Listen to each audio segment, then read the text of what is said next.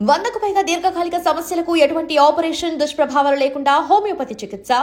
School వదిలిపెట్టుకొని వచ్చారండి? College inter second year. Inter second ఇయరా? నేను ఇంకా స్కూల్ చదువుతున్నా అనుకున్నా. అందరూ అదే అడుగుతారు, బట్ సెకండ్ ఇయరా?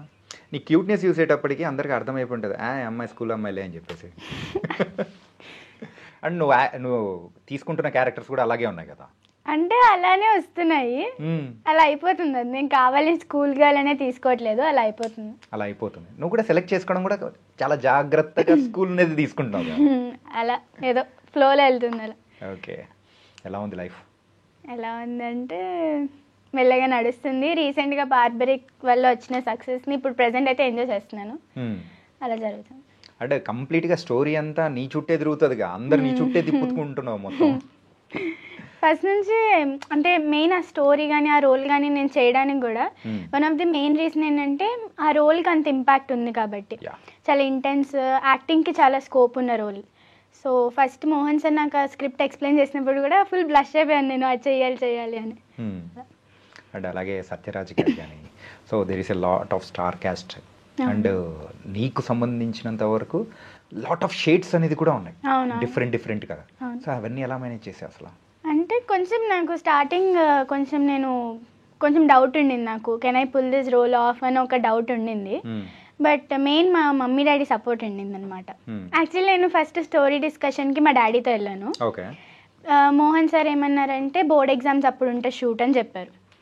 చెప్తే మా మమ్మీ ఉండింటే మా మమ్మీ కొంచెం డౌట్గా చేయొచ్చా చేయకూడదా బోర్డ్ ఎగ్జామ్స్ అప్పుడు అనుకునేవాళ్ళు.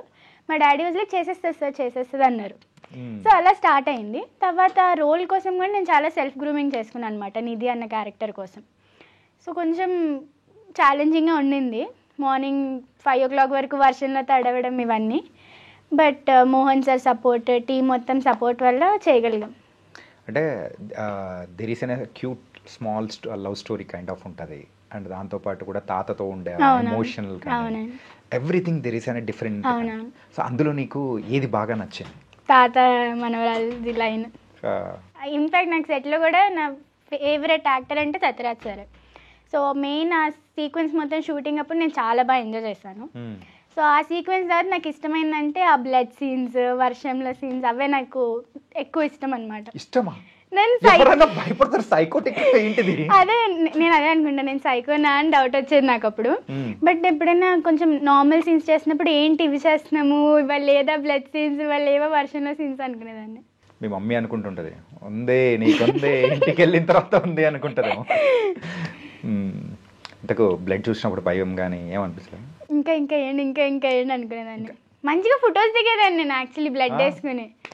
ఇన్ఫాక్ట్ మీరు నా ఇన్స్టాగ్రామ్ లో చూస్తే పోస్ట్ చేశాను ఫుల్ బ్లడ్ లో ఉన్న సీన్స్ అన్ని.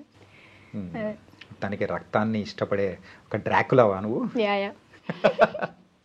క్యూట్ గా ఉండే డ్రాకులా నువ్వు. అంతే.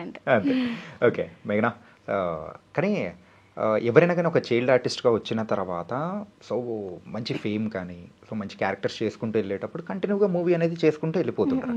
కానీ నువ్వెందుకు మెల్లిగా వన్ బై వన్ అని అలా వెళ్తున్నావు? అంటే నేను ఎప్పుడైనా ఏం సినిమా చేసినా ఏదన్నా అండి మెయిన్ క్యారెక్టర్ చూసుకుంటాను.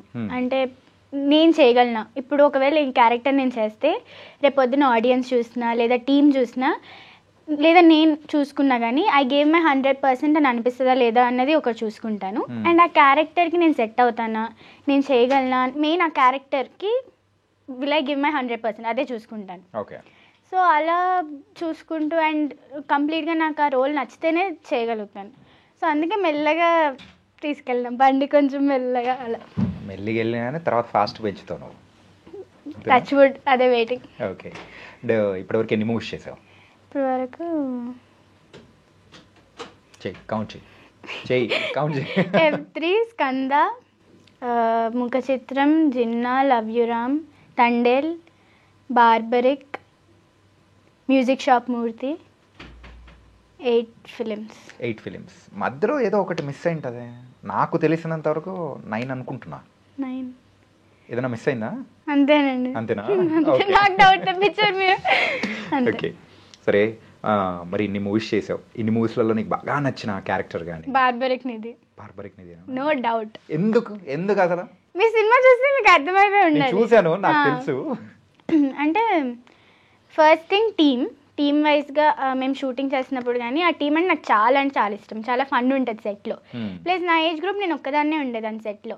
ఉంటే కార్తికే ఉండేవాడు, లేకపోతే నేను ఒక్కదాన్నే ఉండేదాన్ని. సో సెట్లో అందరూ నిధి పాప అంటూ అందరూ నన్ను బుజ్జగిస్తూ ఉండేవాళ్ళు. సో టీం చాలా ఇష్టం. అండ్ ఆ రోల్ కూడా నాకు యాజ్ అన్ యాక్టర్ ప్రూవ్ చేసుకోవడానికి కానీ ఇంకా ఇంప్రూవ్ అవ్వడానికి కానీ చాలా స్కోప్ ఉన్న రోల్ అది. సో రోల్ వైజ్గా టీమ్ స్టోరీ కానీ మొత్తం ఇట్స్ లైక్ సూపర్ అంతే.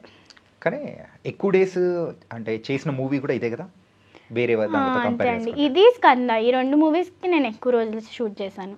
స్కందాలో నీ క్యారెక్టరైజేషన్ కంటే ఇందులో ఉన్న క్యారెక్టర్ కొంచెం ఎక్కువ ఉంటుంది. క్యారెక్టర్ వైజ్ ఇదే ఎక్కువ. మేము స్కందలో ఏంటంటే దానికి కర్ణాటక వెళ్ళి షూటింగ్ చేయడం అదంతా చేసామన్నమాట, సాంగ్ షూట్కి, డుమ్మారే డుమ్మా డుమ్మా సాంగ్కి.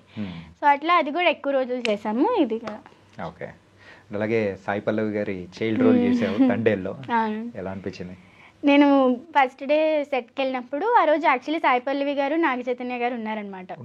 ఉన్నారు, వాళ్ళ సీన్స్ జరుగుతుండే అప్పుడే మేము వెళ్ళామన్నమాట. సో ఫస్ట్ చూడంగానే కొంచెం టెన్షన్ అయ్యాను సాయి పల్లవి గారు నాగ చైతన్య గారు అంటే. బట్ దెన్ వెళ్ళి పలకరించగానే మంచిగా మాట్లాడారు, హాయ్ అది ఇది అని. అండ్ దెన్ షూటింగ్ అప్పుడు కూడా నేను చేసింది హార్డ్లీ 1.5 day చేశాను షూట్ ఆ మూవీకి. మీ సినిమాలో చూసిన 2 scenes ఉంటాయి. బట్ అప్పుడు కూడా Chandu sir he was very supportive. మా సీన్ అయిన తర్వాత కూడా బాగా చేస్తున్నావు అని అన్నారు. యాక్చువల్లీ ఒక ఎక్స్ప్రెషన్ ఇస్తాను నేను ఆ మూవీలో, చౌపోగు పెట్టుకుంటూ పర్లేదులే అని ఒక చిన్న ఎక్స్ప్రెషన్ ఇచ్చాను. అది స్క్రిప్ట్లో నాకు అంటే చెప్తున్నప్పుడు అది ఎక్స్ప్రెషన్ ఇవ్వమని చెప్పలేదు ఎవరు. నేను జస్ట్ ఒక ఫ్లోలో చెప్పాను అనమాట ఎక్స్ప్రెషన్. ఆ ఎక్స్ప్రెషన్ ఇచ్చిన తర్వాత ఎవరు some AD or somebody came to Chandu sir అని చెప్పారు, ఆ ఎక్స్ప్రెషన్ ఇచ్చిన పాప తప్పించింది అన్నారు. అంటే చందు సార్ ఒకసారి మానిటర్లో చూసి లేదు బాగా ఇచ్చింది ఉంచండి ఆ ఎక్స్ప్రెషన్ అన్నారు. సో బాగా జరిగింది. మహానటి మళ్ళీ పుట్టింది. Please please. ఓకే. ఎట్లా అది యాక్సిడెంటల్గా అలా జరిగిపోయింది? యాక్సిడెంటల్గా అంటే ఆయన ఏమన్నారు, పర్లేదులే అన్న సెన్స్లో ఇవ్వన్నారు. నేను అదే సెన్స్లో ఇలా అన్నాను, అదేదో ఎక్స్ప్రెషన్. ఇన్ఫాక్ట్ నాకు ఇన్స్టాగ్రామ్లో కూడా చాలా డిఎమ్స్ వచ్చినాయి ఆ మూవీ వచ్చినప్పుడు. స్మాల్ రోల్ బిగ్ ఇంపాక్ట్, నీ ఒక్క ఎక్స్ప్రెషన్ చాలా అంటే చాలా నచ్చింది అందరికీ అని చాలా డిఎమ్స్ కూడా వచ్చినాయి అప్పుడు. వెంకటేష్ గారితో యాక్ట్ చేయడం ఎలా ఉంది? అయ్యో నేను టెన్షన్ అయ్యాను ఫస్ట్. బికాజ్ ఎందుకు టెన్షన్? అంటే నా ఫస్ట్ మూవీ అది F3. ఫస్ట్ మూవీ F3, అంత పెద్ద స్టార్ క్యాస్ట్ అంటే ఇండస్ట్రీలోనే పెద్దోళ్ళు అందరూ ఆ సినిమాలో ఉంటారు. సో నేను చాలా టెన్షన్ అయ్యాను. బట్ ఆయన చాలా అంటే చాలా కూల్గా మాట్లాడేవాళ్ళు. రాజేంద్ర ప్రసాద్ సార్ కూడా పాప, అందరూ పాప అని పిలిచేవాళ్ళు నన్ను సెట్లో అప్పుడు. పాపేది పాపేది పాపేది అని పిలుస్తూ ఉండేవాళ్ళు. ఇన్ఫాక్ట్ తమన్నా అక్క కూడా she's like very very humble అనమాట. సెట్లో నాకు తను టిప్స్ ఇస్తూ ఉండేవాళ్ళు అనమాట, సెల్ఫ్ గ్రూమింగ్ గురించి అండ్ ఆల్ టిప్స్ ఇస్తూ ఉండేవాళ్ళు. ఇప్పటికీ టచ్లో ఉంటారు. యా, రీసెంట్గా బార్బరిక్ మూవీ ఆవిడ ట్రైలర్ చూశారు. చూసి అక్క కెన్ యూ జస్ట్ ప్రమోట్ ఆ ఫిలిం వన్స్ అని అడిగితే ఆవిడ ఇన్స్టాగ్రామ్ స్టోరీ కూడా పోస్ట్ చేశారనమాట, ఆల్ ద బెస్ట్ మేఘ్నా అని. సో టచ్లో ఉంటారు ఇంకా అలా. ఓకే. ఈరోజు నీ క్యూట్నెస్కి వెనకాల రహస్యం తమన్నా గారి టిప్స్, గ్రూమింగ్ టిప్స్ ఇచ్చిందా లేదా? గ్రూమింగ్ టిప్స్ అంటే లైక్ ఎక్స్టర్నల్ గ్రూమింగ్ అని కాదు, ఇంటర్నల్ గ్రూమింగ్. ఫస్ట్ మనం ఇంటర్నల్గా బాగుంటేనే అదే బయటకు వచ్చేస్తుంది, అంతే కదా? అంతే అంతే. సరే, నెక్స్ట్ టైం అడిగినప్పుడు చెప్పేసి నేను ఇలా చెప్పానక్క అని చెప్పేసి. ఓకే. అండ్ ఇన్ని మూవీస్ చేసావు, so you are going very good and మంచి మంచి మూవీస్ అనేది కూడా.